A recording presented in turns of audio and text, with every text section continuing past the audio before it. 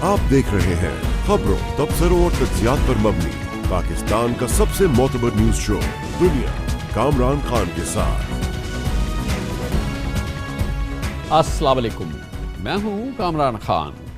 सिंध में corruption, नाअहली, bad governance की अनगिनत दास्तानें हम इस प्रोग्राम में आपके सामने पेश कर चुके हैं। आज भी बहुत अफसोस के साथ एक बहुत ही दिलशिकन खबर है जो हम आपके सामने शेयर कर रहे हैं, और वो ये है कि सिंध में 8 साल से जारी Hyderabad Sukkur motorway M6 project एक बार फिर ज़मीन बोस हो गया है। मोटरवे पर काम शुरू होने से पहले ही मंसूबे के लिए मुख्तस अरबों रुपए से हुकूमत करप्शन माफिया खा गई थी, जबकि इटली की ठेकेदार कंपनी ने मुल्क के मारूजी हालात की वजह से कान पकड़कर भागने में आफियत जानी है। अब हैदराबाद सक्खर मोटरवे की तामीर का ठेका बाकायदा तौर पर मनसूख हो चुका है। साबिक वज़ीर आज़म नवाज शरीफ, साबिक वज़ीर आज़म इमरान खान, साबिक वज़ीर आज़म शहबाज शरीफ ने इस मंसूबे की मंजूरी दी। पीपल्स पार्टी ने हर वफाकी हुकूमत के साथ इस मंसूबे की मुकम्मल सहूलतकारी के अज़्म का इज़हार किया, लेकिन नैब, FIA और एंटी करप्शन की तहकीकात से पता चला कि सिंध की करप्ट माफिया इस मंसूबे का संग बुनियाद रखने से पहले ही 5 अरब 76 करोड़ रुपए हड़प कर गई, और नतीजतन पेशावर से कराची तक मोटरवे के जाल में हैदराबाद से सक्खर तक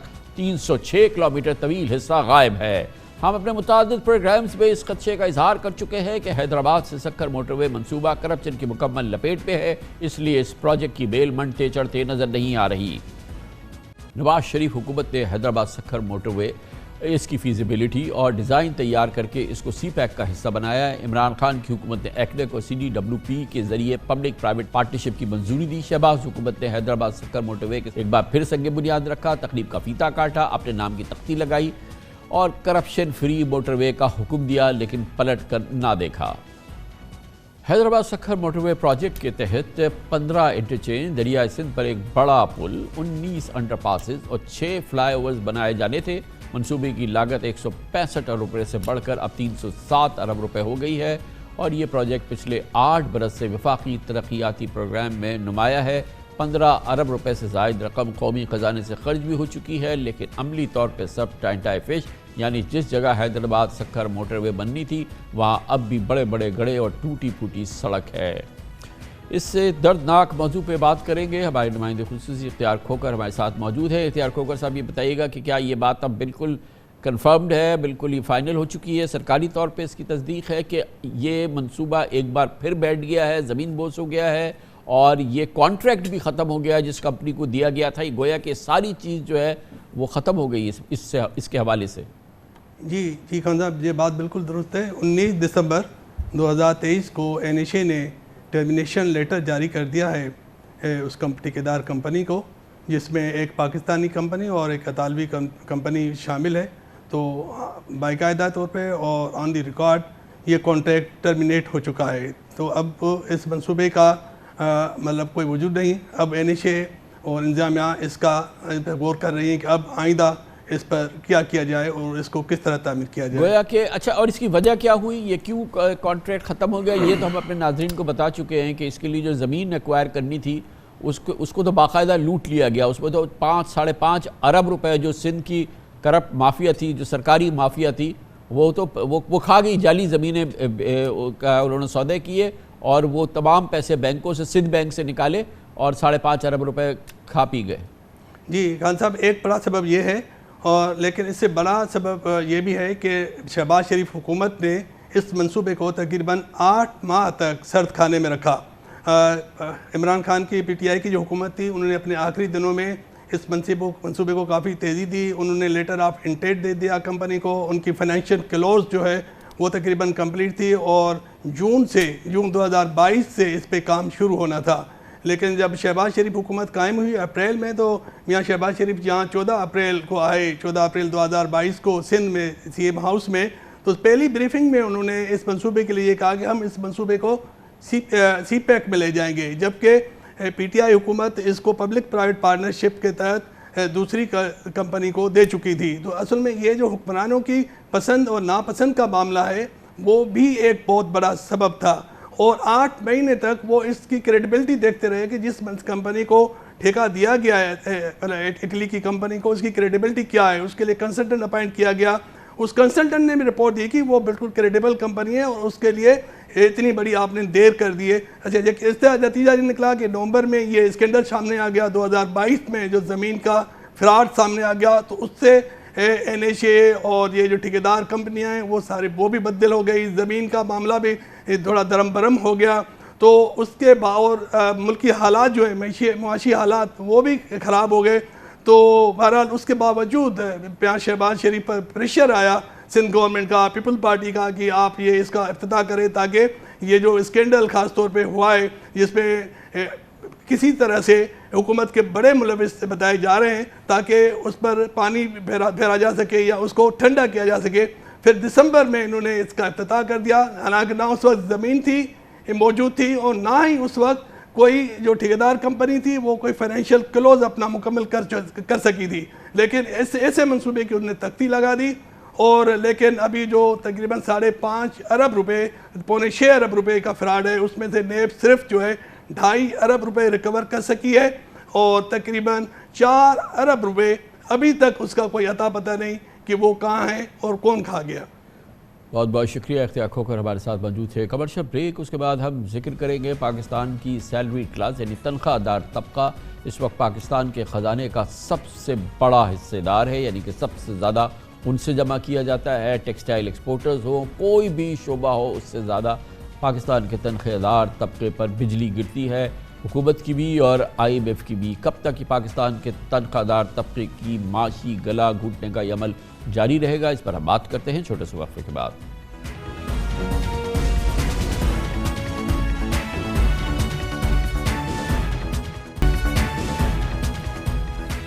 ویلکم بیک. پاکستان میں مہنگائی کی شرح اب 29% ہے اور عوام مہنگائی کا بوجھ اٹھانے پر مجبور ہیں. خاص طور پہ تنخواہ دار طبقے کے لیے گزارا کرنا مشکل در مشکل ہوتا جا رہا ہے, لیکن ستم ظریفی یہ ہے کہ ملک کے خزانے کا پیٹ بھی یہی تنخواہ دار پاکستانی بھر رہے ہیں. ملکی انکم ٹیکس کی مد میں بیچارے تنخواہ دار طبقے کا حصہ ایکسپورٹر سے بھی زیادہ ہے. غضب خدا کا نہ ٹیکسٹائل ایکسپورٹرز, نہ صنعتیں, نہ ریٹیلرز, نہ ہی زرعی شعبہ انکم ٹیکس کی مد میں تنخواہ دار ملازمین کے قریب بھی کوئی نہیں ہے. اور ایکسپریس ٹریبیون کی حالیہ خبر کے مطابق اس مالی سال کے 6 ماہ میں سیلریڈ کلاس نے 158 ارب روپے کا ٹیکس جمع کرایا, جو کہ ایکسپورٹرز کی جانب سے جمع کرائے گئے 46 ارب روپے کے ٹیکس سے 243% زیادہ ہے. اس عرصے کے دوران ایکسپورٹرز نے 4.3 ہزار ارب روپے کمائے, لیکن محض 1% ٹیکس کی مد میں قومی خزانے میں جمع کرایا. اس مالی سال کے 6 ماہ کے دوران تنخواہ دار طبقے سے 158 ارب روپے وصول کیا گیا. انکم ٹیکس پچھلے مالی سال کسی عرصے کے مقابلے میں 38% زیادہ ہے. مالی سال کے مکمل ہونے کے تنخواہ دار طبقہ 300 ارب روپے سے زائد انکم ٹیکس ادا کر چکے گا اس مالی سال کے اختتام پہ. دلچسپ بات یہ ہے کہ سیلریڈ کلاس سے 158 ارب روپے کی ٹیکس کلیکشن میں 42% یعنی 66 ارب روپے سندھ سے جمع کیے گئے, جس میں سے کراچی کا سب سے زیادہ 57 ارب روپے کا حصہ ہے, جو کہ تنخواہ دار طبقے کی مجموعی انکم ٹیکس کا 36% بنتا ہے. دوسری جانب سندھ کے 66 ارب روپے کے مقابلے میں پنجاب سے 59.4 ارب روپے ٹیکس جمع ہوا, جبکہ کراچی کے 57 ارب روپے کے مقابلے میں لاہور کے شہریوں نے 33 ارب روپے ٹیکس ادا کیا. رپورٹ کے مطابق تنخواہ دار ملازمین, کانٹریکٹرز, بینک ڈپازٹرز اور امپورٹرز کے بعد ود ہولڈنگ ٹیکس کی مد میں بھی ملکی ٹیکس ریونیو کے چوتھے بڑے پارٹنرز ہیں.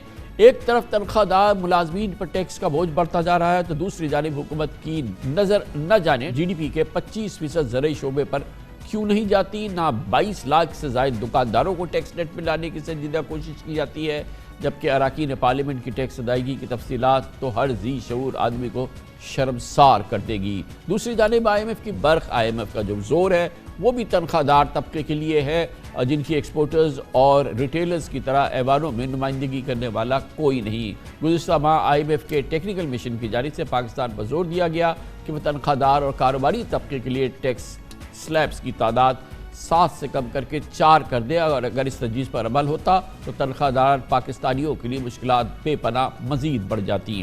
اس پوری صورتحال پہ بات کرتے ہیں. اس کے لیے ہمارے ساتھ موجود ہیں پاکستان میں معاشی کاروباری امور کے ممتاز معروف سینئر صحافی اور ایکسپریس ٹریبیون کی اس خبر کے خالق جناب شہباز رانا ہمارے ساتھ موجود ہیں. بہت بہت شکریہ شہباز رانا صاحب.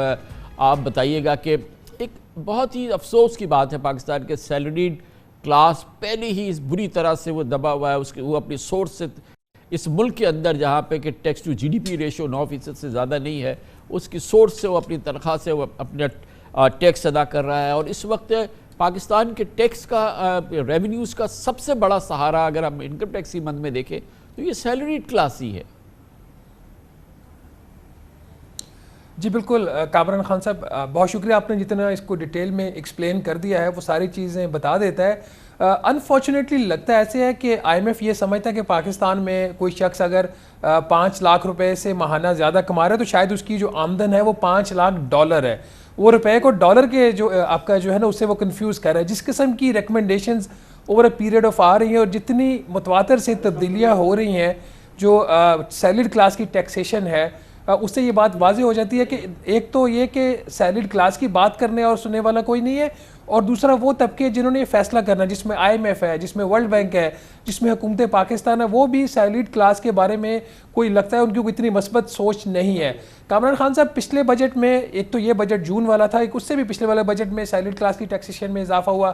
پھر ابھی جب پاکستان اور آئی ایم ایف کے جو معاملات خراب ہوئے تو انہوں نے پھر ایک اور شرط ڈال دی کہ 2 لاکھ روپے ماہانہ سے جس کی زیادہ آمدن اس کے اوپر اور زیادہ ٹیکس بڑھا دیا جائے، وہ بھی بڑھا دیا گیا.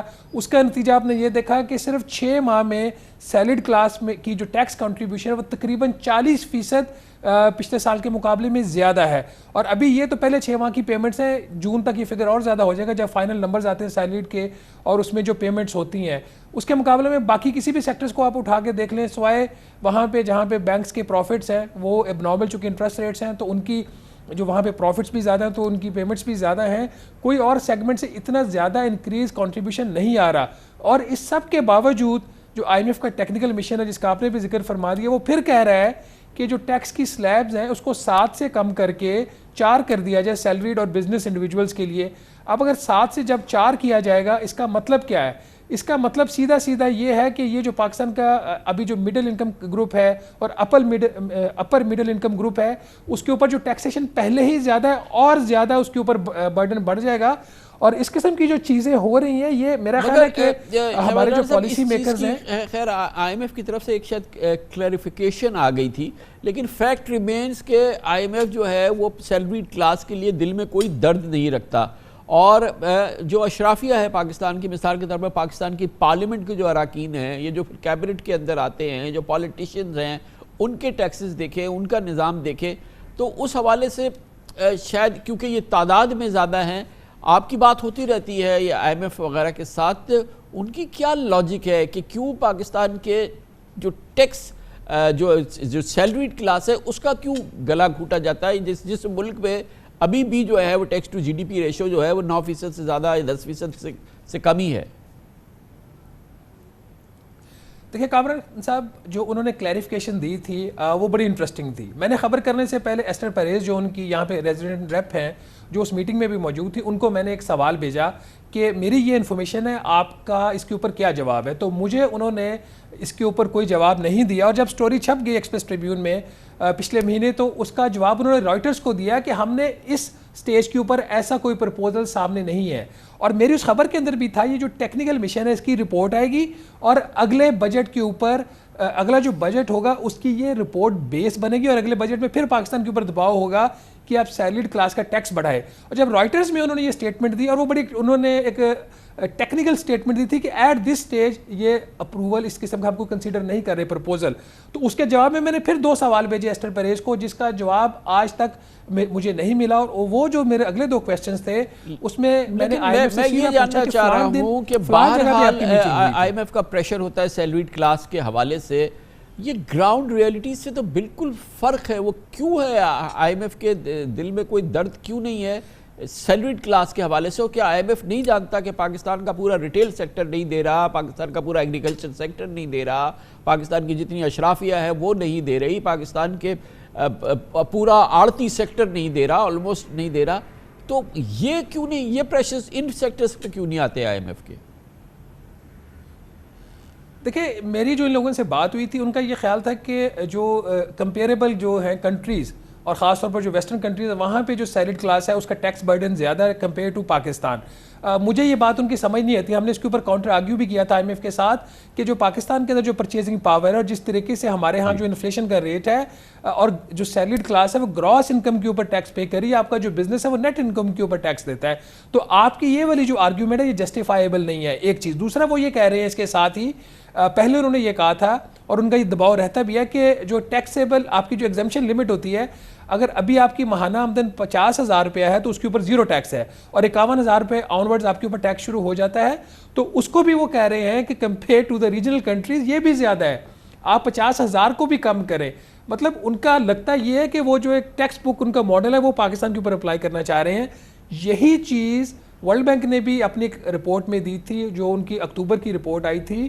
اس کے اوپر جب ہم نے سٹوری کی تو ورلڈ بینک نے اپنی وہ ریکمنڈیشن جو ہے وہ وڈرا کر لی تھی.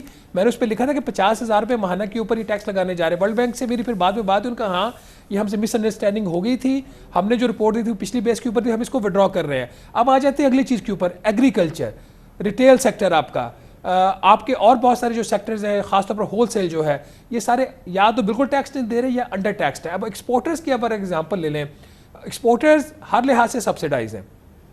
ان کی اب تو خیر وہ ان کی کچھ سبسڈیز واپس ہو گئی ہیں. ان کو بجلی کے اوپر سبسڈی ملتی تھی، گیس کے اوپر ملتی تھی. ان کو ان کا جو 1% وہ ریٹ دیتے ہیں اپنی جو ان کی ایکسپورٹ پروسیڈز ہیں، وہ پھر سستے ان کو قرضے ملتے تھے ریلیٹیو ٹرمز میں. تو وہ صرف دے رہے ہیں 46 ارب روپیہ، اور کمایا کتنا انہوں نے 4,300 ارب روپیہ. میری گراس جو سیلری کلاس کی کنٹریبیوشن مجھے نہیں پتا، کوئی ایک نمبر نہیں ہے، بٹ مجھے ٹیکس کا نمبر پتا ہے. کیا کوئی کمپیریزن بنتا ہے؟ اگر سیلری کلاس اتنی ہی رچ ہے تو کیا اس کے پاس بھی وہ ساری گاڑیاں اور پرائیویٹ جیٹ نہ ہوتے جو ایکسپورٹرز کے پاس ہیں؟ میرا خیال ہے کہ اب اس وقت جو پاکستان میں ایک چیز چل رہی ہے، ایس آئی ایف سی کو چاہیے کہ یہ جو ایک رانگ ڈسٹریبیوشن ہے ٹیکسیشن کی، جو ان ایکول برڈن ڈالا ہوا ہے، سیلری کلاس کو ہیویلی برڈنائز کیا ہوا ہے اور کچھ سیکٹرز کو چھوڑا ہوا ہے، تو ایس آئی ایف سی یہ کام کروا سکتا ہے کہ یہ والی جو چیز ہے یہ شفٹ لا سکتا ہے. اگر ایس آئی ایف سی لانا چاہے تو یہ ایک بہت ہی ضروری چیز ہے. اور کامران خان صاحب اس میں جو زیادہ امپورٹنٹ چیز یہ ہے کہ سیلریڈ کلاس کی کوئی ایسوسیشن نہیں ہے ایسا، اگر کچھ ایک آدھ ہے بھی وہ افیکٹو نہیں ہے. بجٹ جب بنتا ہے تو خاموشی سے یہ لوگ اندر بیٹھ کے سارا کام کر لیتے ہیں. آپ نے خود پارلیمنٹیرینز کا کہا کہ جو 392 پارلیمنٹیرینز تھے 2019 کی میں بات کر رہا ہوں، جو ٹیکس ڈائریکٹری لاسٹ پبلش ہوئی تھی، انہوں نے صرف تقریباً 48 کروڑ روپیہ اس سال ٹیکس دیا. 392 پارلیمنٹیرینز، تقریباً 48 کروڑ روپے کا ٹیکس. تو یہ کہاں کا انصاف ہے؟ اور اگر آپ اس سال کی ٹیکس ڈائریکٹری اٹھا کے دیکھیں، کچھ نے چند ہزار روپے میں پے کیا ہوا ہے. اس کے مقابلے میں ہم اور آپ جو لوگ ہیں، سیلری ہمیں بعد میں ملتی ہے، اس کے اوپر ٹیکس پہلے کٹ جاتا ہے، اس کے بعد ہم نے سارے خرچے کرنے ہوتے ہیں. آپ پاکستان میں ہسٹری کی ہائیسٹ انفلیشن تھی پچھلے سال مئی میں 38% کے اوپر. اس کے بعد آپ دیکھ لیں جو سینسٹیو پرائس انڈیکس ہے ایس پی آئی، جو اسینشل آئٹمز ہیں، وہ مسلسل 40% سے اوپر اس کا انفلیشن ریٹ ہے ویکلی جو ہے. تو ان حالات میں مزید ٹیکس برڈن، چاہے وہ آئی ایم ایف کی طرف سے ڈیمانڈ ہے، ورلڈ بینک نے تو اپنے وڈرا کر لیا، یا حکومت خود سوچے، اس کو بالکل بھی جو سیلریڈ کلاس ہے اس کو ایکسیپٹ نہیں کرنا چاہیے. اور اس کے جو برعکس ایس آئی ایف سی کو کام کرنا چاہیے کہ وہ ایگریکلچر کے اوپر کام کرے. اب تو ایس آئی ایف سی کے پلیٹ فارم کے اوپر تمام سٹیک ہولڈرز، کامران خان صاحب ایک پیج کے اوپر ہے نا، تمام چیف سیکرٹریز، تمام پروونشل چیف منسٹرز، تمام جو کیبنٹ ہے ایک جگہ پہ بیٹھے، تو وہاں پہ ایگریکلچر انکم کے اوپر یہ لوگ کیوں کام نہیں کرتے؟ وہاں پہ پروگریسو کیوں ٹیکسیشن نہیں کرتے؟ Same is true with the جو ٹریڈ سیکٹر ہے آپ کا. جو ریٹیلرز ہیں، ایس آئی ایف سی نے اس کا جو ان پرنسپل اپروول دیا، جو میری لاسٹ ویک کی خبر تھی کہ 5 شہروں سے انہوں نے فکس ریٹیلرز کے اوپر ٹیکس لگانے کا فیصلہ کیا ہے. وہ 5 شہروں میں کیوں ہے؟ 25-26 شہروں کی ویلیویشن تو ان کے پاس پڑی ہوئی ہیں آلریڈی ایف بی آر کی، جو پراپرٹی کی ویلیویشنز ہیں. تو ایٹ لیسٹ جن شہروں میں پراپرٹی ویلیویشنز اویلیبل ہیں وہاں پہ بیس ہے، کیونکہ وہی فارمولا یوز ہو رہا ہے ان 5 شہروں میں بھی. تو اس کو تو جنوری سے امپلیمنٹ کیا جا سکتا تھا، اس میں تاخیر کیوں ہو رہی ہے؟ تو جب ادھر سے آپ کی کنٹریبیوشنز بڑھ جائیں گی تو ادھر سے پھر کام جو ہے، جو بوجھ ہے سیلری کلاس ہے، وہ کم ہو جائے گا. تھینک یو سو مچ، بہت بہت شکریہ. شہباز رانا صاحب ہمارے ساتھ تھے. کمرشل بریک، اس دوران نیوز ہیڈ لائنز دیکھیں، جس کے بعد ہم اپنے پروگرام کے باقی حصے کے ساتھ واپس آئیں گے.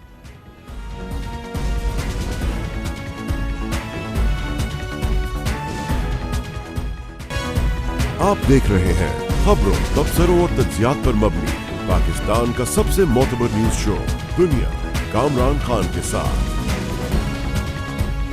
سپریم کورٹ آف پاکستان نے آج آرٹیکل 62(1)(f) کے تحت سیاستدانوں کی تاحیات نااہلی ختم کر دی. چیف جسٹس قاضی فائز عیسیٰ کی سربراہی میں 7 رکنی لارجر بینچ نے تاحیات نااہلی سے متعلق کیس پر محفوظ فیصلہ سنا دیا، اور اپریل 2018 میں سابق چیف جسٹس ثاقب نثار کی سربراہی میں 5 رکنی بینچ کے فیصلے کو کالعدم قرار دیا. فیصلہ سنائے جانے کی عدالتی کارروائی آج براہ راست ٹی وی پہ دکھائی گئی. 6-1 کے تناسب سے فیصلے میں چیف جسٹس قاضی فائز عیسیٰ سمیت جسٹس منصور علی شاہ، جسٹس امین الدین خان، جسٹس جمال مندوخیل جسٹس محمد علی بظہر جسٹس مسرت ہلالی نے تاحیات نااہلی ختم کرنے کے فیصلے سے اتفاق کیا، جبکہ جسٹس یحییٰ آفریدی نے اکثریتی فیصلے سے اختلاف کیا۔ اس فیصلے کے بعد سابق وزیر اعظم نواز شریف کی سیاست سے تاحیات نااہلی ختم ہو گئی ہے۔ 21 اکتوبر کو وطن واپسی سے آج تک نواز شریف صاحب کو صرف 2.5 ماہ لگے اور اس دوران سپریم کورٹ اور اسلام آباد ہائی کورٹ سے ان کی تمام سزائیں ختم ہو گئیں۔ ایون فیلڈ اور العزیزیہ ریفرنس پہ سزاؤں کے خلاف نواز شریف کی اپیلوں کی صرف 2 دن سماعت ہوئی اور تاحیات نااہلی کے خلاف کیس کی بھی سپریم کورٹ پہ صرف 3 سماعتیں ہوئیں اور خوش قسمتی سے دونوں عدالتوں سے میاں صاحب کو بہت اچھی خبریں ملی۔ اب نواز شریف کے لیے الیکشن اور اقتدار میں واپسی کے راستے کھل چکے ہیں۔ اب ان کی چوتھی بار وزیر اعظم بننے کے لیے بظاہر کوئی قانونی رکاوٹ نہیں، جبکہ آج کے سپریم کورٹ کے فیصلے کے بعد آئی پی پی کے سربراہ جناب جہانگیر خان ترین بھی الیکشن اور حکمرانی کے لیے اہل ہو گئے ہیں۔ اتفاق کی بات ہے کہ اس وقت صرف سابق وزیر اعظم عمران خان وہ واحد پارٹی قائد ہیں جو توشہ کیس میں الیکشن کمیشن اور ٹرائل کورٹ سے 5 سال کے لیے نااہل ہوئے ہیں۔ اسلام آباد ہائی کورٹ نے توشہ کیس میں ان کی سزا معطل کر دی ہے، لیکن نااہلی برقرار رکھی ہے۔ پچھلے ہفتے پیپلز پارٹی کے چیئرمین بلاول بھٹو نے عمران خان یا نواز شریف کا نام لیے بغیر کہا تھا کہ یا تو دونوں سابق وزرائے اعظم نااہل ہوں گے یا دونوں اہل ہوں گے۔ بلاول کا کہنا تھا ایسا نہیں ہو سکتا کہ عدالت کسی ایک کو اہل قرار دے دے۔ اس موضوع میں بات کریں گے اور اس کے لیے ہمیں جوائن کر رہی ہیں محترمہ منیزہ جہانگیر جو شریک چیئرپرسن ہیں HRCP human rights commission of Pakistan کی، اور اس کے علاوہ اپنا ایک شو بھی ہوسٹ کرتی ہیں، نیوز اینالسٹ بھی ہیں۔ بہت بہت شکریہ منیزہ جہانگیر صاحبہ۔ یہ بتائیے گا کہ ایک بڑی غلطی جو عدالتی غلطی یا قانونی یا انصاف کی غلطی تھی وہ آج فکس ہو گئی۔ جناب نواز شریف ایک بار پھر سیاست میں اہل ہو گئے، ان کے لیے اقتدار اور سیاست کے اور دروازے کھل گئے ہیں، مگر اسی دوران ہم دیکھ رہے ہیں کہ ایک سابق وزیر اعظم جو ہیں وہ نااہل ہیں، اور ابھی ہم نے آپ نے سنا کہ بلاول بھٹو کہہ رہے تھے کہ یہ بھی ایک عجیب سی بات ہوگی کہ اب ایک سیاستدان یا ایک سابق وزیر اعظم اہل ہو گئے تو دوسرے نااہل ہو گئے۔ یہ ایک ماحول جو ہے اس کی اوورآل آپ اس کو کیسے دیکھتی ہیں؟ دیکھیے کامران صاحب، جو آج میں نے آرڈر پڑھا ہے، جو میجورٹی ججمنٹ ہے سپریم کورٹ کی، اس کے اندر تو یہ واضح طور پہ لکھا ہوا ہے کہ 62(1)(f) جو ہے وہ صرف ایک گائیڈ لائن کے طور پہ اس کو دیکھنا چاہیے، اور وہ 62(1)(f) اور باقی جو شکیں ہیں اس کو بھی اس طریقے سے ہی دیکھنا چاہیے۔ اور انہوں نے اس بات کو واضح کیا ہے کہ جو بنیادی انسانی حقوق ہیں جو ووٹ دینے کے ہیں اور الیکشن لڑنے کے ہیں، وہ جو ہے وہ 62(1)(f) جو صادق اور امین شک ہے اس سے پیراماؤنٹ ہے، یعنی کہ my fundamental rights are at the heart of the constitution, کہ آئین کا جو روح ہے وہ بنیادی انسانی حقوق کے ارد گرد گھومتی ہے، اور جو 62(1)(f) ہے وہ بنیادی انسانی حقوق کی ایک طریقے سے جب نفی کرتا ہے، تو جو بنیادی انسانی حقوق ہیں، فنڈامنٹل رائٹس کہ میں ووٹ دے سکتی ہوں یا میں الیکشن میں کھڑی ہو سکتی ہوں، تو وہ بھاری ہو جاتا ہے 62(1)(f) پہ۔ تو یہی جو آرگیومنٹ ہے آج سے نہیں، بلکہ میں اپنی والدہ کو آج یاد کرتی ہوں، عاصمہ جہانگیر صاحبہ، جنہوں نے یہ آرگیومنٹ ثاقب نثار صاحب کی کورٹ کے سامنے رکھی تھی، اور ان کی جو آخری انہوں نے جو اپنی ہیئرنگ کی تھی اس کے اندر وہ ایک پی ٹی آئی کے ہی ایم این اے کو ریپرزینٹ کر رہی تھیں جو ڈسکوالیفائی ہوئے تھے 62(1)(f) کی زد میں آ کے۔ تو انہوں نے یہی کہا تھا ثاقب نثار صاحب کو کہ جی جو فنڈامنٹل رائٹس ہیں وہ پیراماؤنٹ ہوتے ہیں، بنیادی انسانی حقوق جو ہے وہ آپ سلب نہیں کر سکتے بیسڈ آن another شک ان دا کانسٹیٹیوشن۔ تو یہ جو بات ہے وہ آج مور اور لیس جو میں نے آرڈر پڑھا ہے اس کے اندر، ظاہر ہے وکیل زیادہ بہتر اس کو کر سکیں گے، مگر مور اور لیس جو مجھے بات سمجھ میں آئی ہے وہ یہی لکھا ہوا ہے، اور یہی جو چیز ہے اسی کے تحت جو ہے بیسک پرنسپلز جو آپ کے بنیادی انسانی حقوق کے ہیں، چاہے وہ آئین کے ہوں چاہے وہ لاء کے ہوں، اس کو تو ماننے پڑیں گے۔ آپ کیا یہ کہہ رہی ہیں کہ عمران خان پہ بھی یہ اپلائی کرے گا؟ عمران خان صاحب کے وکیلوں سے ہمیں یہ ضرور پوچھنا چاہیے کہ کیا وہ اپلائی کریں گے، چونکہ 62(1)(f) میں ان کی ڈسکوالیفیکیشن نہیں ہوئی ہے، ان کی ایک اور شک کے تحت ہوئی ہے، مگر اس ججمنٹ کو بیسس بنا کے ضرور عمران خان صاحب کے کیس کو بھی دیکھا جا سکتا ہے۔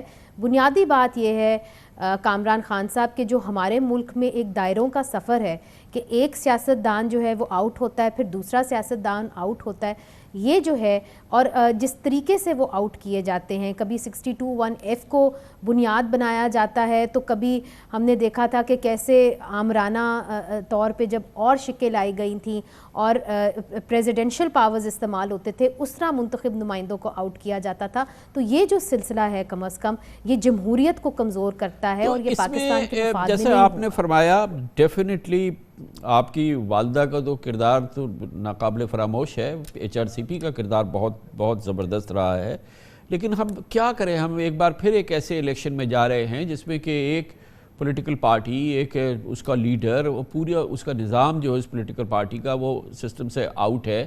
اور ہمارے سیاستدانوں کی کتنی ذمہ داری ہے. اب نواز شریف صاحب آج ان کے ساتھ جو رانگ ہوا وہ فکس ہو گیا، لیکن وہ ایک ایسے الیکشن میں جا رہے ہیں جس کو وہ اچھی طرح سے دیکھ رہے ہیں کہ HRCP اس کو ریجیکٹ کر چکی ہے، پاکستان بار کاؤنسل ریجیکٹ کر چکی ہے، سپریم کورٹ بار اس کو ریجیکٹ کر چکی ہے. پھر آپ کو کون سا پاکستانی باشعور پاکستانی ہے جو اس کی کریڈیبلٹی کو اون کرتا ہو؟ مگر نواز شریف صاحب یا بلاول صاحب یا زرداری صاحب اس کے بارے میں کوئی حرف نہیں بول رہے ہیں. یہ ماحول آپ کو کیسا لگتا ہے؟ کامران صاحب، اس کے پر پہلے تو شکریہ، آپ نے میری والدہ کے بارے میں اچھے الفاظ میں ان کو یاد کیا.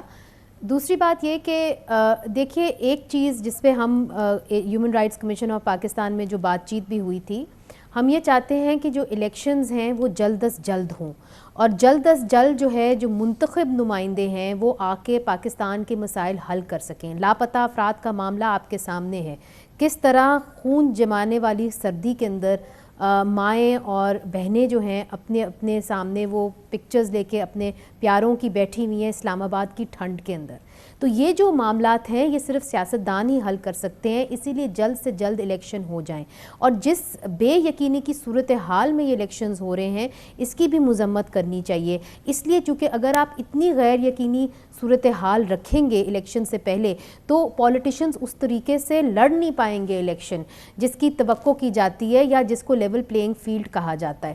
تو یہ انسرٹنٹی ختم ہونی چاہیے اور یہ کیئر ٹیکر گورنمنٹ کو کرنی چاہیے، یہ الیکشن کمیشن آف پاکستان کو کرنی چاہیے. یہ کام سپریم کورٹ کا نہیں تھا، یہ کام کیئر ٹیکر گورنمنٹ کا تھا، یہ کام جو تھا یہ الیکشن کمیشن کا تھا. مرکزی کردار نواز شریف صاحب کو ادا کرنا چاہیے. دیکھیں اب وہ بہت عرصہ ہو گیا، وہ اب آئین کی سپریمیسی کی بات نہیں کرتے، سویلین سپریمیسی کی بات نہیں کرتے، ووٹ کو عزت دو کی بات نہیں کرتے. اب وہ اس ایک ایسے الیکشن میں جس کے بارے میں بتایا جا رہا ہے کہ عام تاثر ہے، ایک عام گفتگو ہے کہ وہ یہ اس حکومت کے ذریعے اس الیکشن کے ذریعے وہ نئے لاڈلے ہیں وہ اقتدار میں لائے جائیں گے. تو یہ پھر ہمارے سیاستدانی جب اس قسم کا کردار ادا کریں گے تو حالات کیسے سدھریں گے؟ دیکھیے کامران صاحب، آپ ٹھیک کہتے ہیں کہ سیاستدانوں کو بھی اپنے آپ کو سدھارنا چاہیے، مگر اس وقت وہ کنٹیسٹنٹ ہیں، وہ ایک پاور پوزیشن میں نہیں ہیں، وہ فیصلہ کرنے والی پوزیشن میں اس وقت نہیں ہیں. ہاں وہ ڈیمانڈ ضرور کر سکتے ہیں کہ جو میرے ساتھ ہوا وہ میرے دشمن کے ساتھ نہ کیا جائے، جو میرے ساتھ ہوا اس طرح آپ کسی اور کے ساتھ نہ کریں، آپ لیول پلینگ فیلڈ کریں. ان میں وہ سوجھ بوجھ ہونی چاہیے، وہ سیاسی آپ سمجھ لیں ایک ایکیومن ہونا چاہیے، جس طرح بے نظیر صاحبہ میں ضرور تھا کہ وہ سارے سیاستدانوں کو اکٹھا کر کے ان کو ساتھ لے سکتی تھی. We are missing that factor, وہ اس وقت نہیں ہے. مگر at the same time election کو فری اینڈ فیئر کرانا نواز شریف صاحب کا کام نہیں ہے. الیکشن کو فری اینڈ فیئر کرانا اس وقت کی جو نگراں حکومت ہے اس کا کام ہے. الیکشن کو فری اینڈ فیئر کرانا اس وقت کی الیکشن کمیشن کا کام ہے. جس طرح میں ہوں، میں ایک ووٹر ہوں، مجھے حق بنتا ہے کہ میں اپنے کسی پسندیدہ سیاستدان کو ووٹ کروں اور اس کو مائنس نہیں کر دینا چاہیے الیکٹرل فیلڈ سے پہلے سے ہی اس کے خلاف منفی فیصلہ کر کے. اور دوسرا یہ ہے کہ آپ اس کو اجازت تو دیں کہ آپ لیول پلینگ فیلڈ کے اندر آ کے آپ اس کو منتخب تو ہونے دیں اور اس کو وہ فیصلے کرنے دیں، چاہے وہ صحیح ہو وہ غلط ہو، وہ میرا کام ہے، ووٹر کا کام ہے اس کو آؤٹ کرنا، کسی اور ادارے کا نہیں ہے. بڑی نوازش، بہت بہت شکریہ. محترمہ منیزہ جہانگیر ہمارے ساتھ موجود تھی، شریک chairperson human rights commission of Pakistan. Commercial break, اس کے بعد ذکر کریں گے نگراں حکومتیں جاری و ساری ہیں مگر نگراں حکومتوں کی کارکردگی بہت اچھی رہی. یہ ایک الگ بات ہے کہ پنجاب اور KP کی نگراں حکومت 1 سال ہو گئی ہے اور جو وفاقی نگران حکومت ہے الیکشن تک وہ 6 ماہ کی ہو جائے گی. اس معاملے پر اور نگران حکومتوں کی کارکردگی پر اور اس ایشو پہ ہم بات کریں گے ایک چھوٹے سے وقفے کے بعد.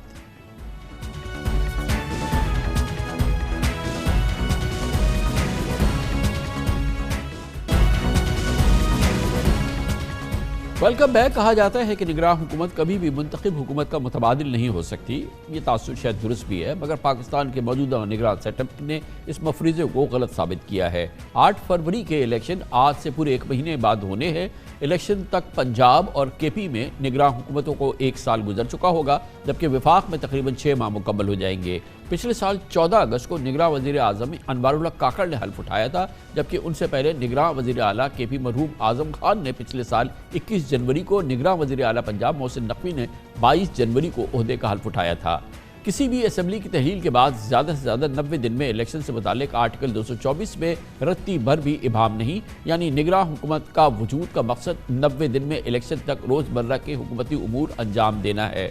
मगर मुल्क की तारीख में पहली बार एक बाइख्तियार निगरान हुकूमत बनी है जो IMF प्रोग्राम के तसलसल के साथ अल्हम्दुलिल्लाह ठोस बुनियादों पर मईशत खड़ी करने के इक़दाम भी कर रही है। माशी बेहतरी का सफ़र जो army chief general Asim Munir की लीडरशिप में SIFC की छतरी तले निगरान हुकूमत ने शुरू किया है, डर है कि इसको इलेक्शन का तूफान बहा कर न ले जाए। कल एक इंटरव्यू में मौलाना फजलुर रहमान भी इलेक्शन की इल्तिमा से मुतालिक सेनेट की करारदाद के हक़ में खड़े हो गए हैं, गोया उन्होंने निगरान हुकूमत के तसलसल की हिमायत की है। पाकिस्तान के अलावा कनाडा, ऑस्ट्रेलिया, मलेशिया, बांग्लादेश में इलेक्शन के लिए निगरान हुकूमतें वजूद में आती हैं। साबिक सदर जनरल ज़ियाउल हक ने एक सदारती हुक्मनामे के जरिए पहली बार पाकिस्तान में निगरान हुकूमत का तस्वुर पेश किया था। ताब 1985 और 88 के इंतखाबात से पहले कोई निगरान हुकूमत नहीं बनी थी। मुल्क में जमहूरी हुकूमत के तसलसल यानी 1990 के इलेक्शन से पहले गुलाम मुस्तफ़ा जत्तोई पाकिस्तान के पहले निगरान वज़ीर आज़म बने, और जब से अब तक मुल्क में निगरान हुकूमत की ज़ेर निगरानी इलेक्शन होते हैं। हैरत अंगेज़ तौर पर साबिक सदर परवेज़ मुशर्रफ ने 2002 के इलेक्शन से पहले निगरान हुकूमत बनाने को ज़रूरी नहीं समझा था। पाकिस्तान में हालिया निगरान दौरे हुकूमत में SIFC के तहत बैरूनी सरमायाकारों, मकामी इन्वेस्टर्स का मुल्की मईशत पर एतमाद बहाल होता नजर आया है। ताहम साबिक वज़ीर क़ानून फारूक नाइक ने हमारे प्रोग्राम में इंटरव्यू के दौरान कहा था कि निगरान हुकूमत का क़याम मुल्क की तरक्की की राह में रुकावट है। मुस्लिम लीग नून की रहनुमा और साबिक वज़ीर आज़म शाहिद खान अब्बासी की हमशीरा सेनेटर सादिया अब्बासी की निगरान सेटअप को गैर मामूली और गैर जमहूरी समझती हैं। मुल्क में निगरान हुकूमत के क़याम के वक्त उन्होंने निगरान निज़ाम को ड्रामा करार देते हुए सवाल किया था कि जिन लोगों का सियासत और इंतज़ामिया से कोई ताल्लुक़ ना रहा हो, उनको निगरान हुकूमत बनाने का क्या फ़ायदा। बहरहाल निगरान हुकूमत और निगरान काबीना की तश्कील हमारे आइन और कानून और सियासी निज़ाम का हिस्सा है। वफाकी निगरान हुकूमत की इस माशी टीम में शामिल वज़ीर ख़जाना डॉक्टर शमशाद अख्तर, वज़ीर सनअत और तिजारत गौहर एजाज़, वज़ीर पावर और टेक्नोलॉजी पेट्रोलियम जनाब मोहम्मद अली की काविशों ने रोशन मुस्तकबिल की उम्मीदें जगाई हैं और स्मगलिंग की रोकथाम, ज़र मुबादला ज़खायर में इजाफे, अफ़गान पनाहगज़ीनों की वापसी, निजकारी प्रोग्राम की बहाली और इस समात पॉलिसीज़ का तसलसल पाकिस्तानी मईशत की सबसे बड़ी ज़रूरत है और इसमें बहुत अहम किरदार बहरहाल इस निगरान हुकूमत ने अदा किया है। निगरान हुकूमत के इस मौजू में बात करते हैं। हमारे साथ मौजूद है जनाब अहमद बिलाल महबूब, एग्जीक्यूटिव डायरेक्टर पिल्लाब। बहुत बहुत शुक्रिया अहमद बिलाल महबूब साहब। ये फरमाइएगा कि ये जो इस दफ़ा का तजुर्बा हुआ है निगरान हुकूमत का, वो निगरान हुकूमत के हवाले से जो तसव्वुर है पाकिस्तान में, उस हवाले से तो इसको बड़ी तक़वियत मिली है। एक तो ये बात अब तय हो गई कि 3 महीने की ज़रूरत नहीं है, दूसरी ये बात भी सामने आ गई कि निगरान हुकूमत के दौर में जो है वो कोई पॉलिसी काम नहीं हो सकता, उसके लिए तो बाकायदा कानून साजी करके गई गुज़िश्ता हुकूमत। तो ये तसव्वुर जो है निगरान हुकूमत का वो बिल्कुल बदल गया, उसको बड़ी भारी तक़वियत मिली है पिछले 1 साल के दौरान। जी, आप किसी हद तक तो बात दुरुस्त फरमा रहे हैं, लेकिन ये जो कुछ जिस तरह से तक़वियत मिली है ये भी कोई गैर मुतनाज़े तो नहीं है। मैं तो ज़ाती तौर पे इतने तवील अरसे से जो केयर टेकर गवर्नमेंट्स का निज़ाम चल रहा है, मैं तो ज़ाती तौर पे इस नतीजे पे पहुंचा हूं कि हमें केयर टेकर गवर्नमेंट का निज़ाम अब ख़त्म कर देना चाहिए, क्योंकि अगर कानून के मुताबिक चले तो केयर टेकर गवर्नमेंट के जो इख्तियारात इलेक्शन एक्ट 2017 में लिखे हैं वो तो ऐसा जब तक इलेक्शन कमीशन से मंजूरी ना ले लें, तो ऐसी केयर टेकर गवर्नमेंट जिसको आके पहले 1 आध महीना लगता है कि वो आके चीज़ों को समझ ले और फिर उसके बाद उसके पास मुश्किल 2 महीने होते हैं, तो वो क्या इफेक्टिवली काम कर सकेगी। तो इसलिए मेरे ख्याल में हमारे यहाँ भी इसको नॉर्मलाइज करना चाहिए। लेकिन देखिए साहब, आप ज़ाती तौर पे इस तस्वुर के हवाले से आपकी राय बिल्कुल इम्पॉर्टेंट है, लेकिन ये फरमाइए कि जो मुक़न्नना है, अगर वो पार्लियामेंट ही है, उसने जिसने इसकी इजाज़त दी और इसने इसको जन्म दिया कि ये एक केयर टेकर सिस्टम पाकिस्तान के अंदर आए, اب نہ صرف یہ کہ جنم دیا بلکہ جانے والی پی ڈی ایم حکومت اس کو اضافی اختیارات دے گئی، اس کو وہ اختیارات دے گئی جو کہ اس سے پہلے بھی اس کو حاصل نہیں تھے، اور اس کے پس منظر میں ہم نے دیکھا کہ اسی پی ڈی ایم کی دور کی حکومت میں یہ 90 روز کیئر ٹیکر والا نظام بھی آگے بڑھ گیا۔ تو یہ تو ہماری جو پارلیمنٹ ہے، جو ہماری سیاسی جماعتیں ہیں، وہی تو ان تصورات کی خالق ہیں۔ دیکھیے جو کیئر ٹیکر گورنمنٹ ہے اس کو جنم تو ایک ڈکٹیٹر نے دیا تھا، جنم تو ہماری پارلیمنٹ میں نہیں ہوا۔ ہم 18ویں ترمیم میں اس کو ختم کر سکتے تھے، ہم جب چاہتے اس کو ختم کر دیں، اس میں کوئی پارلیمنٹ تو بہت آئی ہیں اس کے بعد۔ جی درست ہے، یہ 18ویں ترمیم کے اندر اس کو اندر مزید کچھ فیچرز ایڈ کیے گئے ہیں، اگر وہ چاہتے تو اس کو ختم کر دیتے، لیکن ہمارے ہاں بدقسمتی سے 1977 کے الیکشنز کا ایک تجربہ بھی تھا جس میں بہت وسیع پیمانے پہ ریگنگ ہوئی تھی، تو اس وقت چونکہ کوئی کیئر ٹیکر گورنمنٹ موجود نہیں تھی، ایک پولیٹیکل گورنمنٹ جو الیکٹڈ تھی وہی چل رہی تھی، تو یہ تجربہ غالباً پس منظر تھا اس بات کا کہ جب تک کوئی نیوٹرل کیئر ٹیکر قائم نہ ہو جائے، اور پھر یہ رپورٹڈلی ذوالفقار علی بھٹو صاحب اور پی این اے کے درمیان جو مذاکرات ہو رہے تھے اس وقت بھی ایک امپلیمنٹیشن کمیٹی کا تصور ابھرا تھا کہ ایک نیوٹرل افراد پہ ایک امپلیمنٹیشن کمیٹی ہو جو اس کو انتخابات کرائے۔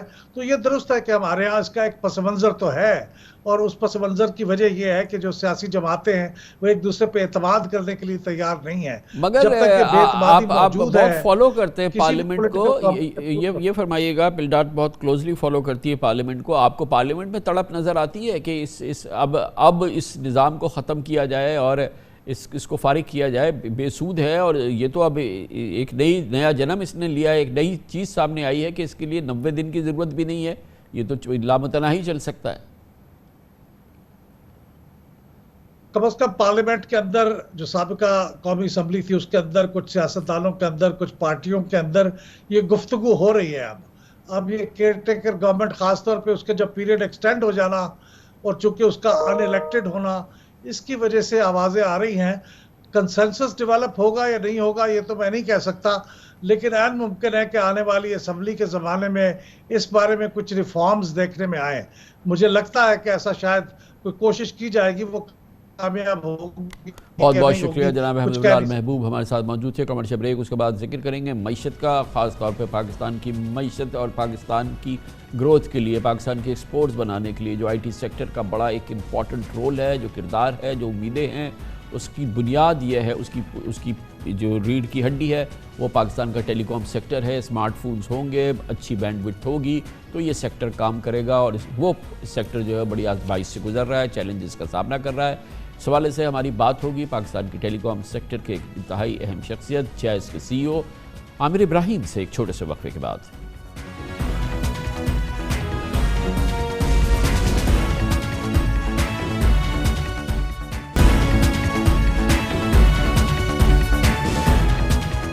Welcome back. پاکستان میں چند سال پہلے تک 5 موبائل فون کمپنیز کام کر رہی تھیں، جن میں Pakistani P T C L, Ufone سمیت 4 غیر ملکی کمپنیز موبل لنک، جیز اور اس کے علاوہ زونگ، وارد اور ٹیلی نور شامل تھیں۔ تاہم چند سال قبل وارد نے پاکستان سے کاروبار ختم کرنے کا فیصلہ کیا اور جیز نے اسے خرید لیا۔ اب پی ٹی سی ایل کی جانب سے ٹیلی نور کی خریداری اور اسے یو فون کے ساتھ ضم کرنے کے ساتھ پاکستان میں موبائل فون کمپنیز کی تعداد صرف 3 رہ گئی ہے۔ ناروے سے تعلق رکھنے والی موبائل فون کمپنی ٹیلی نور کی پاکستان کے دیہی علاقوں میں کوریج سب سے زیادہ نمایاں ہے۔ کمپنی نے 18 سال پہلے پاکستان میں بزنس شروع کیا اور اس کے صارفین کی تعداد تقریباً 4.5 کروڑ تھی۔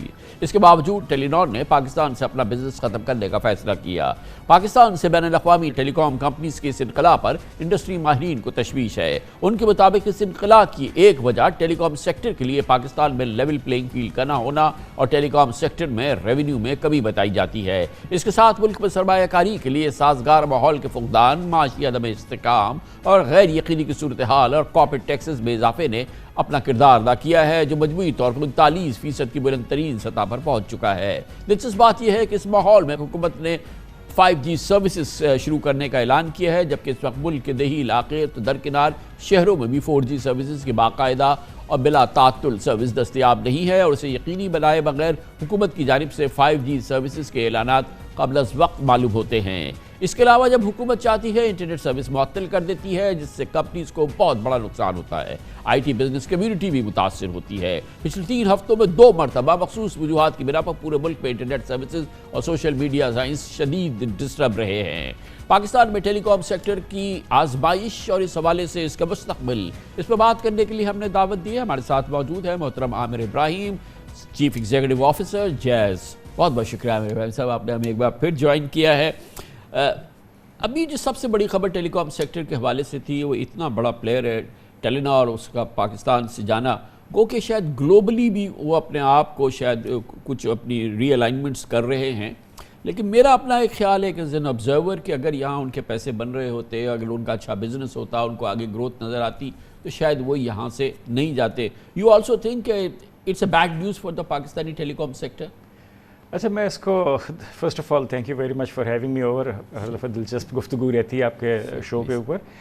دیکھیں، اس کو 2-3 پہلو سے میں اس کا جواب دینا چاہوں گا، کیونکہ یہ ہمارے کمپیٹیٹر ہیں، ان کی اسٹریٹجی کے اوپر مجھے کامنٹ کرنا شاید مناسب نہیں لگے گا، لیکن کافی دنیا میں دیکھیں مرجرز اور ایکوزیشنز جو ہیں یہ ایک نارمل بزنس کا ایک حصہ ہوتا ہے۔ کمپنیز کو حق ہونا چاہیے کہ میں کس انوائرمنٹ میں گھسوں، کہاں سے میں نے نکلنا ہے۔ کچھ مارکیٹ اسٹریٹجیز ہوتی ہیں، کچھ گلوبل اسٹریٹجیز ہوتی ہیں گلوبل برانڈس کی، کہ بھائی ہم نے اس انوائرمنٹ میں رہنا ہے یا نہیں، ریجن میں رہنا ہے کہ نہیں۔ تو اس میں کوئی ایسی انٹوورڈ سی بات نہیں ہوئی کہ بڑی کوئی سینسیشنل چیز ہو گئی کہ کسی کمپنی نے فیصلہ کیا ایک مارکیٹ سے باہر نکلنے کے۔ ان کی وجوہات کیا ہیں اس کے اوپر آتے ہیں۔ دوسری بات یہ ہے کہ ٹیلینار ایک بڑی اچھی کمپنی تھی، میں نے بھی اس میں 6-7 سال کام کیے، تو اس نے پاکستان کو بہت سکھایا، مینجمنٹ لیڈرشپ پریکٹسز کے ساتھ ایکول ورک پلیس جو ہے، خاص طور پہ خواتین کے اوپر انہوں نے بڑا ایمفیسس ڈالا، ایکوالٹی کے اوپر۔ تو اس لحاظ سے یقیناً یہ ایک افسوس کن بات ہے کہ ایک اچھی کمپنی جس نے پاکستان کو اور پاکستان کی لیڈرشپ کو ڈیولپ کیا ہے، اگر وہ ملک سے جا رہی ہے، تو یہ ایک سیڈ ایونٹ ہے۔ تیسری چیز یہ ہے کہ ہمیں یہ بھی دیکھنا چاہیے کہ کمپنیز نکل کیوں رہی ہیں۔ یہ جنرلی ہے، یہ صرف ٹیلینار کے اوپر نہیں ہے، اور وہ پاکستان کی بزنس انوائرمنٹ، پریڈکٹیبلٹی، پالیسی کی کنسسٹنسی اور ٹرانسپیرنسی جو ہے یہ بڑی اہمیت رکھتی ہے، خاص طور پہ فارن انویسٹرز کے لیے۔ اب ہمیں اس چیز کے اوپر غور کرنا چاہیے کہ کیا ہماری پالیسیز فارن انویسٹرز کو اٹریکٹ کر رہی ہیں یا ہم ان کو انکریج کر رہے ہیں کہ وہ پاکستان سے باہر جائیں۔ تو اس چیز کے اوپر ضرور حکومت اور ٹیلی کام سیکٹر کے جو ماہرین ہیں، پالیسی میکرز ہیں، ان کو اس کے اوپر غور کرنا چاہیے۔ بظاہر ہمیں یہ لگ رہا ہے کہ جو اس وقت ٹیلی کام سیکٹر جو ہے مسلسل اس کے حوالے سے اس کی اپنی آزمائش رہتی ہے، اس کو چیلنجز جو ہیں وہ شاید دوسرے سیکٹرز کے مقابلے میں، یا پاکستان کا جیسے ایکسپورٹ سیکٹر ہے اس کو کہیں سے کوئی کنسیشن مل جاتا ہے، کچھ اور سیکٹرز ہیں ان کو شاید کہیں سے سبسڈی مل جاتی ہے، لیکن یہ جو آپ کا سیکٹر ہے اس لیے ہمارے لیے زیادہ امپورٹنٹ ہے کیونکہ پاکستان کو اس وقت جو انفارمیشن ٹیکنالوجی ہے یا اس سے ریلیٹڈ سائنسز ہیں یا جس میں جو گروتھ آ رہی ہے، جو اس میں چینجز آ رہی ہیں، اس کو اڈاپٹ کرنے کے لیے سب سے پہلے تو ہمیں فون کی اور فون کی سروسز کو بہت ہی زبردست بنانا ہوگا۔ اور میں یہاں پہ دیکھتا ہوں چیلنج کے باوجود ٹھیک ہے مگر وہ مزہ نہیں آتا۔ عامر بھائی آپ بالکل صحیح کہہ رہے ہیں۔ دیکھیں ہمارے ملک میں انٹرنیٹ اور ٹیلی کام کو میں کہوں گا کہ یہ ایک سیکٹر نہیں ہے، دس از اے کراس سیکٹر انیبلر۔ ہر سیکٹر کی بنیاد کے نیچے آج کل ٹیلی کام اور ٹیکنالوجی جو ہے وہ ہوئے گی، کیونکہ انٹرنیٹ کی دنیا میں آپ نے یہ دیکھنا ہے کہ آپ جو اپنی سروسز ہیں وہ انٹرنیٹ کے اوپر بہتر کیسے کر سکتے ہیں۔ فائنینس سے فن ٹیک بن گیا، ایگریکلچر سے ایگری ٹیک بن گیا، تو ٹیک کا کمپوننٹ ہر شعبے میں، ہر انڈسٹری میں آ رہا ہے۔ اب ہم نے یہ دیکھنا ہے کہ پاکستان میں انٹرنیٹ کی جو ریڈینس ہے، انٹرنیٹ کی جو اسٹرینتھ ہے، کیا وہ باقی ممالک کے برابر ہے یا ہم پیچھے ہیں۔ اور افسوس کی یہ بات ہے کہ ہم اپنے خطے میں بھی باقیوں سے پیچھے ہیں، اور اس کو بہتر کرنے کے لیے اگین وہی اقدامات لینے چاہیے جس کے میں پالیسی کے اوپر بات کر رہا ہوں۔ ٹیلی کام کمپنیز کے اوپر بھی ذمہ داری ہے کہ وہ انویسٹ کریں۔ وہ تب انویسٹ کریں گے کہ اگر وہ پیسہ بنا رہے ہوں، وہ پیسہ تب بنا رہے ہوں گے کہ اگر ہماری پالیسیز جو ہیں وہ بہتر ہوں اور ان کو کیپچر نہ کیا جائے، جس طرح حکومتی ایک کیپچر آ جاتا ہے ٹیکسیشن کے تھرو۔ آپ نے تو ریلیف کی بات کی، کچھ سیکٹرز کو ریلیف ملتا ہے، ہمارے سیکٹر سے تو تھوڑا سا زیادہ نچوڑا جاتا ہے۔ اور یہ مائنڈ سیٹ جو ہے یہ شارٹ ٹرم کے لیے ایزی بہت ہے، آپ کی ایک کال پہ ٹیکس لگا دے، جی وہ بیٹھے بٹھائے، نہ ایف بی آر کو کچھ کرنا ہے، نہ حکومت کو کچھ کرنا ہے، نہ کسی کو کچھ کرنا ہے، وہ ٹیکس آ جاتا ہے۔ جی کچھ ٹیکسیشن دیکھیں ہر ملک کا ایک حق ہے، جائز ہوتے ہیں، کسٹمر ہم پاس آن کر دیتے ہیں، کسٹمر کے لیے بڑھ جاتا ہے، لیکن میں اس کے علاوہ بھی بات کرنا چاہ رہا ہوں ہینڈ سیٹس کے اوپر جب آپ زیادہ ٹیکسز لگائیں گے تو جو پینیٹریشن ہمیں چاہیے تھی 4G ڈیوائسز کی وہ نہیں ہوئی. ہم کوشش کرتے ہیں کہ ہم اسمارٹ نیشن بنیں. اسمارٹ نیشن کا یہ مطلب ہے کہ ہر فرد کے پاس اس کے ہاتھ میں ایک موبائل فون ہوئے, اسمارٹ فون ہوئے. اب آپ نے اس کا بیریئر اتنا بڑا کر دیا کہ ہم 2G سے نکل ہی نہیں سکتے, تو ہم صحیح معنوں میں 4G پہ بھی نہیں گئے. آپ یہ فرما رہے ہیں کہ ہمارے یہاں اسمارٹ فون کی تعریف جو ہے وہ صرف 2G ہے. ہمارے آج ہماری سرکاری جو دیکھیں آج بھی 50% سے زیادہ پاکستان میں جو فون بک رہے ہیں وہ پرانے فیچر فون بک رہے ہیں, جبکہ ہم نے 50%, جبکہ ہم نے کتنی زیادہ انویسٹمنٹ کی ہے پاکستان میں 4G کے اوپر. لائسنس فیس دی ہیں پچھلے 4 سالوں میں. صرف جیز نے تقریباً $1 بلین کی, $1 ارب کی لائسنس فیس دی ہیں 4G کے اوپر. اس سے زیادہ اس کے اوپر ہم نیٹ ورک کے اوپر پیسے خرچ کرتے ہیں, اور ہم حکومت کو پیسے دے رہے ہیں ڈالرز میں جبکہ ہم کما رہے ہیں روپیز میں. تو یہ جو مس میچ ہوا ہے, خاص طور پہ آپ نے دیکھا کہ 2019 کے بعد ڈالر ایک دم سے اوپر بڑھا ہے. تو اگر ہماری پہلی قسط آ رہی ہے $120 کے اوپر, اور آج میں قسط جمع کرا رہا ہوں اپنے لائسنس کی $280 کے اوپر, تو یہ بزنس ہم پریڈکٹ ہی نہیں کر سکتے. اور ہر بزنس میں ہمیں ٹرانسپیرنسی چاہیے ہوتی ہے, پریڈکٹیبلٹی چاہیے ہوتی ہے, کنٹینیوٹی آف پالیسی چاہیے ہوتی ہے. اور یہی وہ چیزیں ہیں جو میں بار بار حکومت کے ساتھ. کیا چیزیں جس نے آپ کو سب سے زیادہ ہرٹ کیا پالیسی ایشوز پہ, اگر ہم پالیسی پیراڈائم کی بات کریں جو کہ آپ کے لیے ٹوٹلی ان ایکسپیکٹڈ تھا؟ دیکھیں ہمارے ملک میں جو آکشن کا میتھڈالوجی ہے وہ تھوڑی سی غلط رہی ہے. پہلی دفعہ اگر باہر سے کمپنیاں آتی ہیں تو آپ ان کو ڈالرز میں چارج کر رہے ہیں, سمجھ آ جاتی ہے کیونکہ باہر سے انویسٹر آیا. 2004 میں جب 3G اور 4G کی آکشنز ہوئیں, لیکن اس کے 15 سال کے بعد, اس کے 12 سال کے بعد جب آپ نئی لائسنسز ایشو کر رہے ہیں ایگزسٹنگ آپریٹرز کو, یا ان کو آپ رینیو کر رہے ہیں, تو آپ وہ ڈالرز میں نہیں رکھ سکتے, آپ نے ان کو روپیز میں دینا ہے. یہ سب سے بڑی غلطی ہم نے بار بار کی ہے, اور بار بار اس کو ہم نے کرٹیسائز کیا ہے. اسی بیسس کے اوپر 4 ٹیلی کام کمپنیز حکومت پاکستان کو کورٹ بھی لے کے گئیں کہ بھئی یہ چیز جو لائسنسنگ کا جو رینیول فریم ورک ہے اس کو ٹھیک کریں. جب تک یہ فریم ورک ٹھیک نہیں ہوئے گا نئی آکشنز سکسیزفل نہیں ہوئیں گی. تو یہ سب سے بڑی ہمارے سیکٹر کی آزمائش ہے کہ ہم سے پیسے لیے جاتے ہیں ڈالرز میں جبکہ ہم کماتے ہیں روپیز میں, اور ہم اس طرح قیمتیں نہیں بڑھا سکتے بیکاز ہم کوشش یہی کرتے ہیں کہ ہمارے جو سروسز ہیں وہ عام عوام کے لیے افورڈیبل ہوئیں. ہم لگژری گڈ نہیں بننا چاہتے, ہم ایک یوٹیلیٹی ہیں, اور ٹیلی کام اور انٹرنیٹ کے جو فوائد ہیں وہ پورے پاکستان کو اس سے فائدہ ہونا چاہیے, نہ صرف ایک خاص طبقے کو. اور اب ہم جا رہے ہیں 5G اسپیکٹرم کو آکشن کرنے جا رہے ہیں. We as a Pakistani we understand کہ ابھی 4G کا بھی پورا پوٹینشیل جو ہے وہ ہمارے ہاتھ میں نہیں ہے, یا ہم اس کو ایکسپیرینس نہیں کر رہے, اکراس دا بورڈ نہیں کر رہے, اور اب ہم 5G اسپیکٹرم میں جا رہے ہیں. 5G اسپیکٹرم جو ہے یا 5G جو ہے یہ تو ایک بڑی ایڈوانس ٹیکنالوجی ہے, اور اس کا فائدہ اٹھانے کے لیے اس کے انیبلرز بھی ہونے چاہیے, وہ ایپس ہونی چاہیے, اس قسم کا نظام ہونا چاہیے جس کے لیے وہ ضرورت پڑے. I don't know if we had that, اور پھر اس کے لیے ہماری کتنی, بہرحال گورنمنٹ آکشن کرنے جا رہی ہے, مگر اس کی کتنی تڑپ ہوگی ٹیلی کام سیکٹر میں ورلڈ وائڈ کہ پاکستان میں 5G اسپیکٹرم ہو رہا ہے, لیٹس گو. ادروائز کیونکہ اگر یہ ہوتا ہے تو انڈیا میں ہوا تو بہت میسو اس کا رسپانس آیا ہے, تو واٹ ڈو یو ایکسپیکٹ؟ دیکھیں پہلی بات تو یہ کہ ایز اے ٹیکنالوجی کمپنی ہم ہمیشہ نئی ٹیکنالوجی کو ترجیح بھی دیتے ہیں, اور ہم انوویشن کے حق میں ہیں. 4 سال پہلے جیز جو ہے وہ پہلی کمپنی تھی جس نے 5G پاکستان میں ٹیسٹ کیا. پچھلے سال ہم نے نسٹ یونیورسٹی میں 5G لیب بنائی. وہ اس لیے بنائی کہ جو اس کے یوز کیسز ہیں جن کو آپ ایپ کہہ رہے ہیں وہ پاکستان کے لیے ریلیونٹ ہوئیں. کوئی بھی ٹیکنالوجی جو ہے وہ صرف ٹیکنالوجی کے لیے فائدہ مند نہیں ہوتی, اس سے فائدہ کیا ہو رہا ہے عام عوام کو, ہم نے وہ دیکھنا ہوتا ہے. اس کو ہم اپنی لینگویج میں کہتے ہیں یوزڈ کیسز. اچھا 5G ایک تھوڑی سی مختلف قسم کی ٹیکنالوجی تھی کمپیئر ٹو 4G. تھوڑی سی وضاحت کرنا چاہوں گا کہ یہ انٹرنیٹ آف تھنگس کے لیے زیادہ ریلیونٹ ہے کہ 1 اسکوائر کلومیٹر کے اندر 10 لاکھ کنیکشنز آپ کے سارا وقت کنیکٹڈ ہو سکتے ہیں. تو یہ ڈینس کنیکٹیوٹی آپ کو پرووائڈ کر سکتی ہے. اور وہ 10 لاکھ کس طرح ہوئیں گے؟ آپ کی گھڑی بھی کنیکٹڈ ہے, آپ کا فریج بھی کنیکٹڈ ہے, مشینیں کنیکٹڈ ہیں. یہ صرف اسمارٹ ہومز اور ان کے لیے, یہ صرف تیز انٹرنیٹ کے لیے نہیں ہوتی. تیز انٹرنیٹ آپ کو 4G سے بھی مل سکتا ہے. آج کل جو پاکستان میں انٹرنیٹ ہے اس سے تقریباً 20 گنا تیز انٹرنیٹ 4G پہ مل سکتا ہے. اور کسٹمر تیز انٹرنیٹ مانگتا ہے, کسٹمر مانگتا ہے کہ جی مجھے افورڈیبل ہوئے, ہر وقت اویلیبل ہوئے. 4G ہے اس وقت جو اویلیبل ہے کیونکہ آبویسلی جب ہم باہر جاتے ہیں اور جو ہم وہاں پہ کیفیت دیکھ رہے ہوتے ہیں اور جو اس وقت یہاں کی حالات ہے وہ ڈیفرنٹ ہے. وہ کیوں ہے ایسا؟ دیکھیں اس میں 2-3 چیزیں ہیں کہ ہم اسپیکٹرم ہمیں کتنا ملا ہوا ہے. ہم ایک اسپیکٹرم سٹاروڈ کنٹری ہیں, ہمیں تھوڑا سا اسپیکٹرم اور ریلیز کرنا چاہیے. حکومت نے آکشنز کیں لیکن جس قیمت پہ کیں اس پہ انٹرسٹ نہیں آیا پارٹیسپینٹس کا.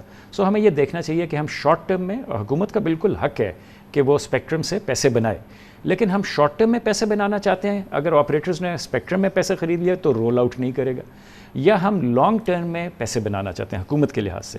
اگر بزنس چلے گی تو مزید انویسٹ کریں گے, اور حکومت اگر سکسیس کو ٹیکس کرے رادر صرف کہ ہوپ کو ٹیکس کرے تو وہ میرے خیال میں زیادہ بہتر ہوئے گا کہ ہم لانگ ٹرم جتنا ریونیو کلیکٹ کریں 5G کے اوپر یا 4G کے اوپر, اس میں حکومت کو حصہ دار ہونا چاہیے, نہ صرف یہ کہ شروع میں ہی ہم کہہ دیں کہ جی ہمیں اتنا پاکستان کی جو گراؤنڈ ریئلٹیز ہیں, وی آر ریونیو اسٹافڈ کنٹری, ہمیں ہر طرف سے کہیں نہ کہیں سے ہمیں چاہیے ریونیو, مگر ہمیں ٹیکنالوجی بھی چاہیے. ہمیں اپنے ہر سٹیزن کو اکوپ بھی کرنا ہے ٹیکنالوجی کے ساتھ, تاکہ یہ کہ وہ دنیا کے ساتھ اپنے آپ کو وہ کر سکے, اور پھر پاکستان میں بڑا پوٹینشیل ہے, ہم اس کو پھر استعمال کر سکتے ہیں ایکسپورٹس کے لیے اور اپنی تمام گروتھ کے لیے. کیا ممکن ہے کہ اس پالیسی پیراڈائم ایسا اویلیبل ہے جو کہ ون ون ہو, جو آپ کو بھی ون ون کرے, جو کہ گورنمنٹ کو, ہمارے ریونیوز کو بھی کرے, اور مجھے بھی اس میں وہ سچویشن ہو؟ کیا یہ ممکن ہے یا بزنسز میں ایسا ہوتا نہیں ہے؟ کامران صاحب, کوئی بھی چیز ناممکن نہیں ہوتی. آئی تھنک اگر ہم سنسیریٹی کے ساتھ ایک کنسلٹیٹیو ڈائلاگ رکھیں جس میں مختلف اسٹیک ہولڈرز کو ہم لے کے آئیں, اور بالکل جس طرح میں کہہ رہا ہوں حکومت کا حق ہے کہ وہ ٹیکسیشن کے تھرو اور بزنسز کے تھرو پیسہ کمائے, کیونکہ اور ہمارے پاس نیچرل ریسورسز نہیں ہیں. جو انویسٹر ہے اس کو بھی ایک ریٹرن چاہیے اور کسٹمر کو ایک بینیفٹ چاہیے. تو یہ تینوں اسٹیک ہولڈرز کو ہمیں اکٹھا لا کے بٹھانا چاہیے کہ کس طرح ہم آگے نکل سکیں. اگر ہم ون لوز سچویشن میں چلے جائیں کہ میرے مفاد آپ کا نقصان ہے تو ہم آگے نہیں بڑھ سکتے, اور اسی چیز میں ہم پھنسے ہوئے ہیں پچھلے 4-5 سال سے. اگر حکومتی ادارے یہ سمجھیں کہ ٹیلی کام بہت زیادہ پیسے کما رہی ہے, اس کو دبا کے ٹیکس کر لو اور اسی میں سے آپ پیسے نکال لو, تو یہ ایک شارٹ سائٹڈ سی چیز ہے. یہ اپروچ ہمیں چینج کرنی پڑے گی, ہمیں لانگ ٹرم کا سوچنا ہے, کیونکہ انٹرنیٹ ایک ایسی چیز ہے کہ اگر خدا نہ خواستہ ہم اس کو بہتر نہیں کریں گے تو ہم پاکستان اور پیچھے رہ جائے گا. جو ہم سافٹ ویئر ڈیجیٹل پاکستان کی بات کرتے ہیں, فری لانسرز کی بات کرتے ہیں, سافٹ ویئر ایکسپورٹ کی بات کرتے ہیں, وہ خواب ہمارے خواب ہی رہ جائیں گے. تو عامر صاحب, اس میں مجھے یہ لگ رہا ہے کہ آپ یہ کہہ رہے ہیں کہ ایک کنسلٹیشن جو ہے وہ بہت پرو ایکٹیو ہونی چاہیے, جس میں کہ کنزیومر بھی ہو, جس میں ظاہر ہے کہ ٹیلی کام سیکٹر بھی ہو اور گورنمنٹ بھی ہو, اور بیٹھ کے ان مسئلوں کا ایک حل ڈھونڈا جائے, رادر دین پرہیپس کہ اس قسم کی شاید پازیٹیو یا پرو ایکٹیو مجھے لگتا ہے کہ کنسلٹیشن نہیں ہے اور اس قسم کی ڈیلیبریشنز نہیں ہیں جس کے تحت ہم ایک پالیسی کو ڈیوائز کر سکیں اور جو کنسسٹنٹ رہے. دیکھیں پچھلی حکومت میں پرائم منسٹرز IT اور ٹیلی کام ٹاسک فورس کا چیئرمین بھی رہا ہوں. ہم نے ریکمنڈیشنز دی ہیں. ابھی ریسنٹلی ہم نے ٹیلی کام ایسوسی ایشن آف پاکستان بھی بنائی ہے. اس کا مقصد یہی ہے کہ جو مختلف ٹیلی کام آپریٹرز ہیں ان کو ساروں کو اکٹھا لے کے جائیں اور ہم ایک کنسلٹیٹیو اور ایک کامن ڈائلاگ کے تھرو حکومت کے ساتھ بات کر سکیں. تو حکومت کی ریسیپٹیونیس نظر تو آتی ہے, لیکن پھر اس کے بعد مزید امپلیمنٹ کرنا ہے کچھ ریکمنڈیشنز کو اور کنٹینیوٹی دینی ہے اس پالیسی کو. نقصان ادھر آتا ہے کہ ابھی ہم ایک پالیسی اناؤنس کرتے ہیں, ایک انویسٹر اس کے مطابق اپنا بزنس کیس بناتا ہے اور 6 مہینے بعد ہم اس پالیسی کو چینج کر دیتے ہیں. تو جس بزنس پلان کے تحت اگر آپ نے انویسٹمنٹ کی ہے وہ سارے جو پیرامیٹرز ہیں وہ چینج ہو جاتے ہیں. ہمارے یہاں اس وقت اس دور میں پچھلے 3-4 مہینے میں ہم نے دیکھا ہے کہ اس کو وزٹ کیا گیا ہے, ان کو ریفارم ہم نے کافی پازیٹیو دیکھی ہیں. آپ کی کوئی انگیجمنٹ ہوئی SIFC وغیرہ کے ساتھ؟ دیکھیں جی, SIFC کے ساتھ ہماری انگیجمنٹ ہیں, ان کو بھی یہی ریکمنڈیشنز دی گئی ہیں کیونکہ IT جو ہے اور ٹیلی کام اس کا پوٹینشیل ہے. IT کا پوٹینشیل ہے کیونکہ ایکسپورٹ کیا جا سکتا ہے. ٹیلی کام جس طرح میں نے بتایا کہ کراس سیکٹر انیبلر ہے, یہ بجلی کی حیثیت رکھتا ہے, ایک یوٹیلیٹی کی حیثیت رکھتا ہے کہ یہ نہیں ہوئے گی تو آپ کا اسٹوڈیو, آپ کے جو سوشل میڈیا پہ لوگ آپ کا پروگرام بھی دیکھ رہے ہیں وہ بھی افیکٹ ہوئیں گے. سو ڈسکشنز ہماری ان کے ساتھ ہو رہی ہیں. یہی ریکمنڈیشنز جن کی میں نے کچھ آپ سے ابھی بات کی ہیں, یہ ریکمنڈیشنز ادھر بھی دی گئی ہیں اور ریسیپٹیونیس ہے. اب دیکھنا یہ ہے کہ کس حد تک جا کے ہماری ریکمنڈیشنز کو ایکسیپٹ کرتے ہیں. کہ یہ جو ڈسرپشنز ہوتی ہے, سروسز ڈاؤن ہوتی ہے for security reasons, what ever reasons, کیا اس کا بھی امپیکٹ ہوتا ہے یا 2-4 گھنٹے سے فرق نہیں پڑتا ہے سر؟ نہیں، فرق پڑتا ہے. دیکھیں پہلی بات تو یہ ہے کہ کسی بھی ہم ایک کنزیومر بزنس میں ہیں تو جب ہمارے صارفین ناخوش رہتے ہیں تو وہ سب سے پہلے ہمیں فون کرتے ہیں کہ جی آپ کی کوریج ٹھیک نہیں چل رہی یا آپ کی اسپیڈ ٹھیک نہیں چل رہی. ان کو تو بیک گراؤنڈ ریزنس کا نہیں پتا، اور ہمیں بھی کئی دفعہ بیک گراؤنڈ ریزنس کا نہیں پتا ہوتا کیونکہ ہمارے پاس کوئی ایسے ٹولز نہیں ہے کہ ہم کسی چیز کو تھروٹل کریں یا یہ کریں، تو وہ اس میں ہمارا کوئی کام یا کوئی اس میں ہمارا حصہ نہیں ہے. تو سب سے پہلے تو یہ کہ جب بھی کسٹمر انکنوینئنس کرے گا، آپ بھی ایز اے کسٹمر افیکٹ ہوئیں گے، میں بھی ہوں گا، اور اس کے ساتھ ریونیو کا امپیکٹ بھی پڑتا ہے. اور افسوس کی یہ بات ہے جس کو ہمیں مد نظر رکھنا چاہیے کہ جو بھی ہم ریونیو کماتے ہیں اس کا 1/3 تو ویسی حکومت کو جا رہا ہوتا ہے. سو اگر میرا نقصان ہوا ہے تو آپ یہ سوچیے کہ 1/3 نقصان حکومت کا ہوا ہے کیونکہ 19% میرا GST ہے اور اس کے اوپر ود ہولڈنگ ٹیکس. 1/3 نقصان یا اس سے بڑا نقصان تو اس کنزیومر کا بھی ہے نا، جو اس کو پروڈکٹیو یوز میں کر رہا ہے، جو ایکسپورٹس کے لیے یوز کر رہا ہے، جو کام کر رہا ہے، جو سافٹ ویئر ڈیولپمنٹ کر رہا ہے، جو تمام چیزیں کر رہا ہے، وہ سب رک جاتا ہے. ایبسلیوٹلی. دیکھیں دس از انفارچونیٹ، لیکن آئی ہوپ کہ اس قسم کی چیزیں کم ہوئیں یا نہ ہوئیں. بہت بہت شکریہ جناب عامر ابراہیم ہمارے ساتھ ہیں، چیف ایگزیکٹو آفیسر جیز. اس کے ساتھ ہی ہمارے آج کے پروگرام کا اختتام ہوتا ہے. کل آپ سے پھر ملاقات ہوگی انشاءاللہ. کل تک کے لیے کامران خان کو اجازت. اللہ حافظ.